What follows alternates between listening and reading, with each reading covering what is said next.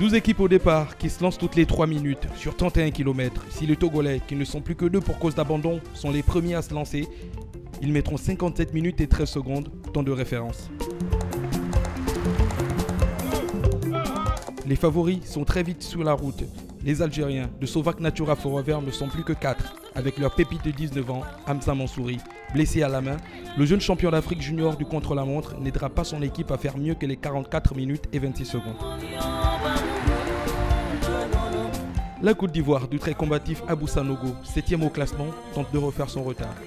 Bassirou Conté endossera même une tenue venue directement de l'équipe Sky pour réussir son chrono. Mais malheureusement, les éléphants de Côte d'Ivoire finiront 7e à 4 minutes 07 du retard. Et la Côte d'Ivoire traverse Abou Sanogo. Suivi de près par l'équipe régionale du centre, du Burkinabé Paul Domont, 5e au général et 2e au classement des points chauds, tente de faire profiter ses coéquipiers de sa forme ramenée des championnats du monde junior.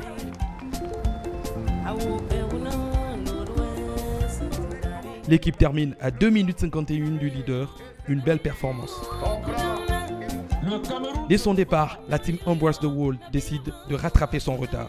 Sous l'impulsion de Julian Hellman qui appuie ses relais, l'effet est immédiat.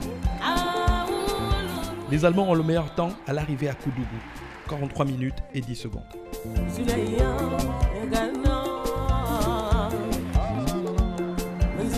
L'équipe belge des Flanders fera-t-elle mieux? Elle décide de laver l'affront lancé par les compères européens. L'équipe réussit le meilleur temps en 40 minutes et 19 secondes, ce qui permet à Dieter Bouvry, 4e au général, d'espérer monter sur la plus haute marche du podium. Tandis que derrière, les Néerlandais de Global Cycling Team craquent. Florence Smith et ses coéquipiers finissent à 1 minute et 34 secondes des Belges et se classent 3e. Dernière équipe à se mêler à la lutte, celle du maillot jaune Mathias Sorgo. Le Burkinabé guide ses coéquipiers, il sonne la rébellion. Mais à 2 km de l'arrivée, le but est de limiter la casse. Les étalons s'en sortent bien, très bien même, car ils n'ont que 2 minutes et 35 secondes de retard sur les Belges. Suffisant pour garder le maillot jaune de leader.